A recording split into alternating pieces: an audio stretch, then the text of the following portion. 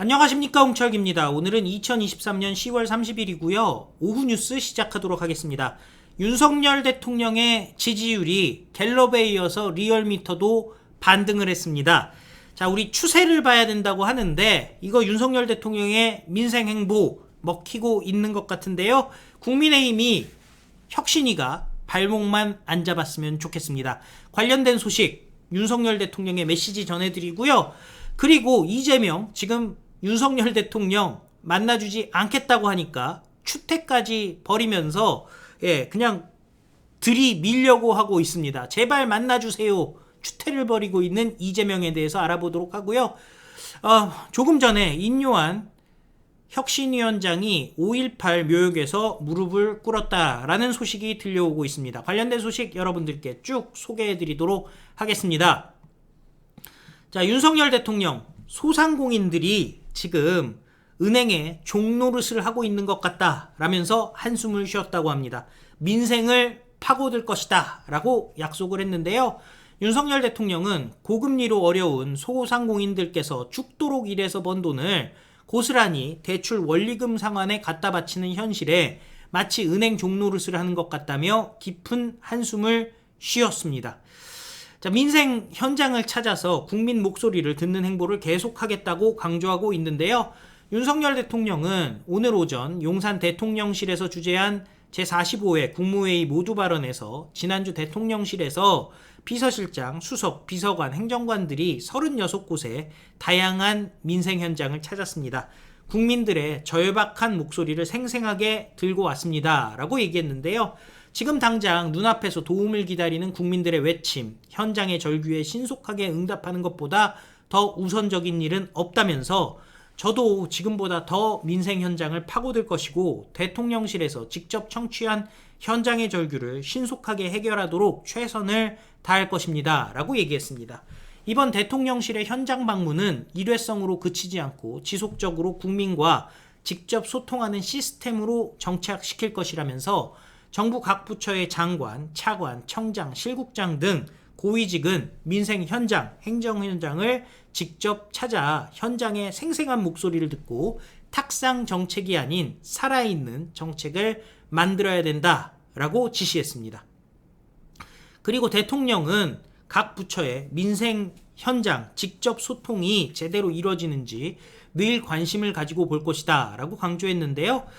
지난주 대한민국 대통령으로는 처음으로 사우디아라비아와 카타르를 국빈 방문한 윤석열 대통령은 올 초 아랍에미레이트 국빈 방문에 이어서 중동 빅3 국가와의 정상 외교를 완성했다면서 국빈 방문의 성과로 107조 규모의 거대한 운동장이 중동 지역에 만들어졌습니다. 이러한 대규모 수출과 수주는 양질의 일자리 창출을 통해서 경제와 민생에 활기를 불어넣을 것이다 라고 밝혔습니다.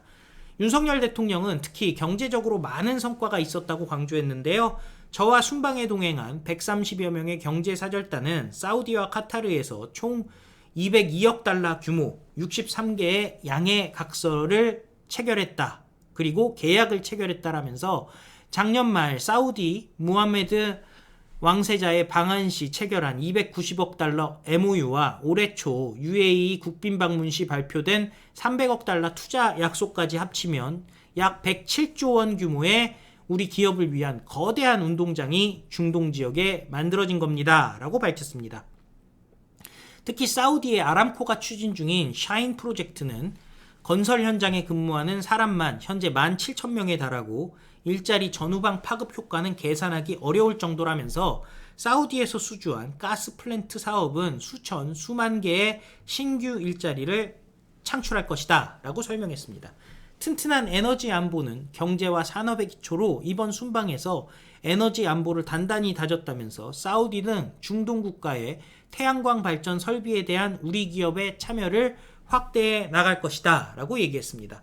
대외 의존도가 세계에서 가장 높은 우리나라는 기업이 뛸 수 있는 경제운동장을 확장하면서 5천만의 시장에서 5억, 50억의 시장으로 시장을 넓혀서 성장 동력을 찾고 양질의 일자리를 창출해내야 된다면서 정상 순방 외교는 우리 국민과 기업의 글로벌 시장 개척을 돕는 최적의 플랫폼입니다 라고 얘기했습니다. 그리고 해외 순방에 동행한 경제사절단이 중소기업, 중견기업이 80%라면서 글로벌 시장 개척은 대기업뿐만 아니라 중견, 중소, 청년 스타트업이 협력의 생태계를 구축하여 거대한 선단을 이루게 하겠다라고 얘기했습니다. 그리고 약자 보호 법안의 시급성을 강조하고자 한다면서 최근 발생한 전세 사기에 대해서 법정 최고형을 구형하고 범죄 수익 몰수 등 조치로 강력하게 대응하고 있다고 강조하고 있습니다. 윤석열 대통령은 그러면서 얼마 전 또다시 671세대에 이르는 대규모 피해가 발생하는 등 전세 사기 문제가 끊이지 않고 있다면서 전세 사기는 피해자의 다수가 사회 초년생인 청년들로 미래 세대를 약탈하는 악질적인 범죄입니다 라고 얘기했습니다. 이어서 검경은 전세 사기범과 그 공범들을 지구 끝까지라도 추적해서 반드시 처단해 주길 바란다면서 국회에서도 다시는 힘없는 약자를 대상으로 한 악질 범죄가 반복되지 않도록 다수를 대상으로 한 범죄 피해액을 합산해서 가중처벌하는 특정경제범죄 가중처벌법 개정을 서둘러 달라라고 지시했습니다. 자, 요청을 했는데요. 자, 그런데 윤석열 대통령 지지율 3.2% 반등했습니다. 리얼미터 결과까지 나왔으니까 갤럽, 리얼미터 동시에 비슷한 결과가 나왔다면 그 추세가 형성이 돼 있다는 것 아니겠습니까? 윤석열 대통령의 국정수행 지지율이 3주 만에 반등했다는 여론조사 결과가 나왔습니다. 리얼미터의 2,506명의 대규모 조사인데요. 윤석열 대통령의 국정수행에 대한 긍정평가가 3.2%포인트 오른 35.7%로 집계됐습니다. 결과적으로 얘기하면 이준석이가 20%대로 떨어질 것이다 라고 악담을 퍼부은 예측이 틀렸다는 거. 이준석 돗자리 빠개졌죠. 그러니까 소 뒷걸음질 쳐서 17%, 18% 운운했던 강서구 선거는 운이었다는 게 드러났는데요. 50대에서 6.6%, 70대 이상에서 5.8%가 올랐고요. 심지어 30%에서도 2.4%가 올랐고 중도층에서 4.5%가 올랐습니다. 지역별로는 부울경에서 8% 급등을 했고요. 인천, 경기, 수도권에서 5.9%가 올랐습니다. 그러니까 결국에는 윤석열 대통령 수도권에 대한 윤석열 대통령의 흔들림 없는 비전이 지지율 상승이라는 결과로 나오고 있는 것 아니겠습니까?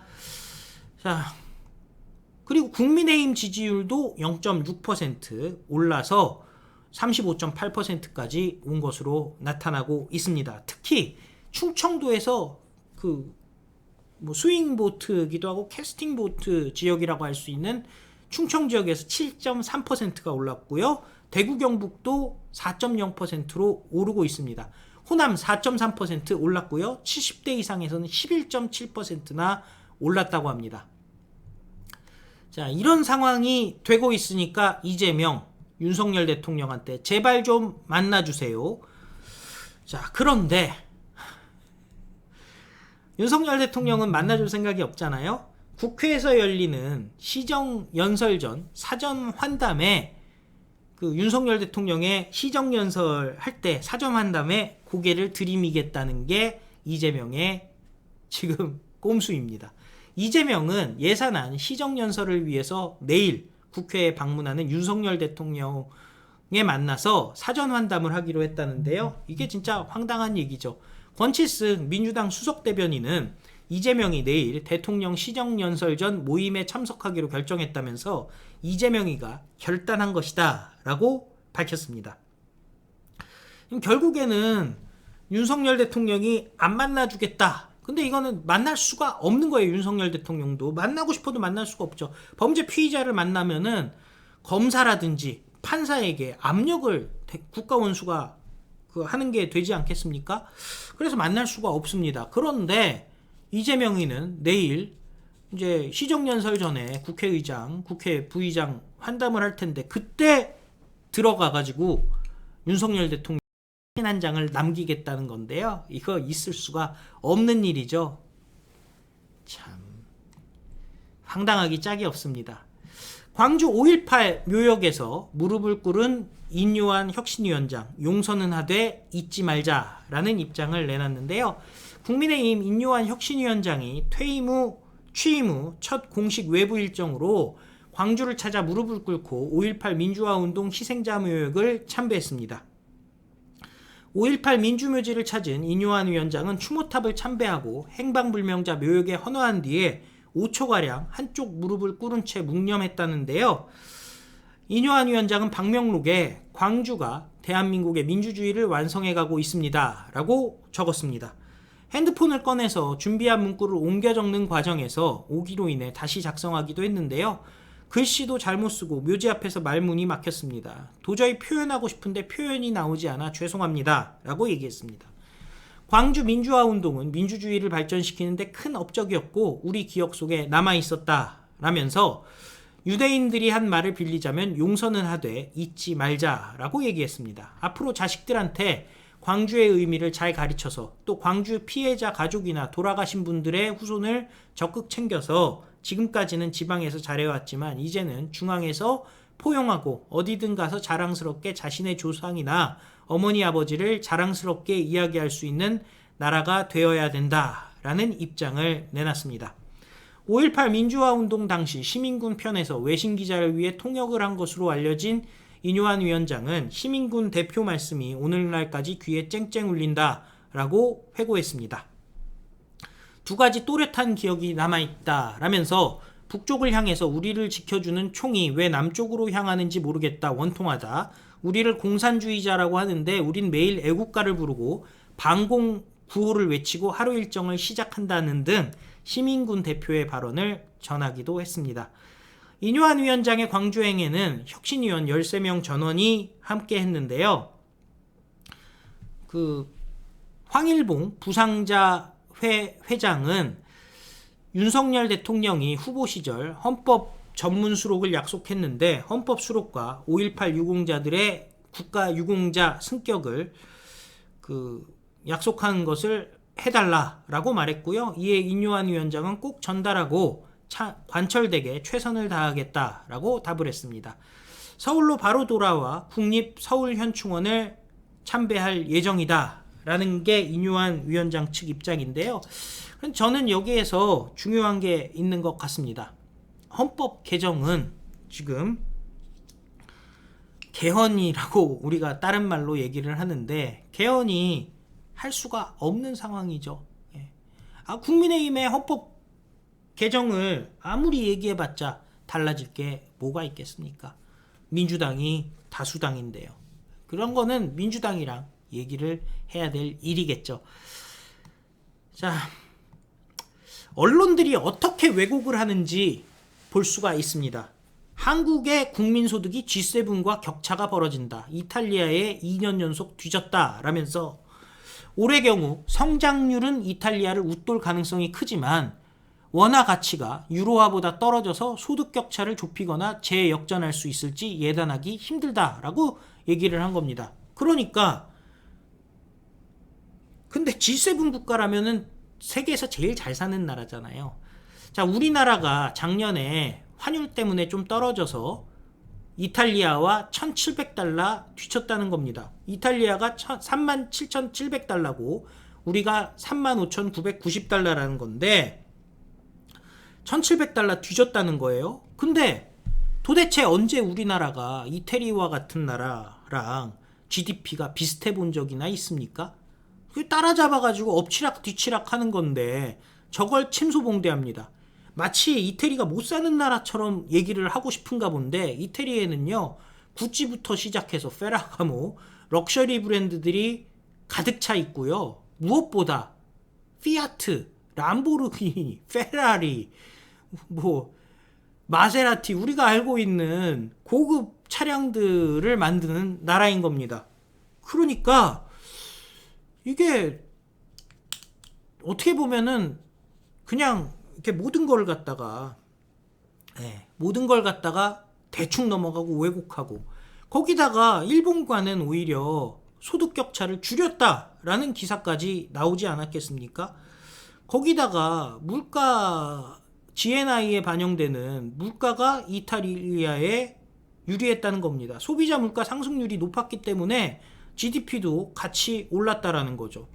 그러니까 결과적으로 얘기하면은 별거 아닌 상황인데 그냥 그 격차가 환율 때문에 우리가 성장률은 높았지만 환율 때문에 조금 벌어졌다. 그 얘기를 하는 건데 그걸 갖고 저 난리들을 칩니다. 반대로 얘기하면 이탈리아의 턱밑까지 우리가 추격하고 있다가 정상 아니겠습니까? 참 황당하기 짝이 없는 자들. 럭셔리 브랜드가 모여있는 이탈리아. 피자와 스파게티로 대표되는 문화. 전 세계의 문화를 장악하고 있는 이탈리아에 우리가 경쟁할 수 있다는 것만 해도 대단한 건데 이게 다 박정희 대통령 성과 때문인데 저걸 딴소리를 하고 있는 기자들 가만히 둘 수가 있겠습니까? 중요한 거 핵심이 무엇인지를 야마를 위로 어떻게 올리냐가 중요한데 분탕치는 자들. 사실은 윤석열 대통령의 성과 107조의 성과를 강조해야 되는데 왜 저럴까요? 결국 민노총이 장악하고 있는 언론 박살내는 것만이 대한민국 바로 세우는 길인 것 같습니다. 시청해주셔서 감사드리고요. 또 필요한 뉴스 여러분들께 다시 찾아뵙도록 하겠습니다. 다 같이 외치겠습니다. 우리는 승리합니다. 감사합니다. 안녕히 계십시오.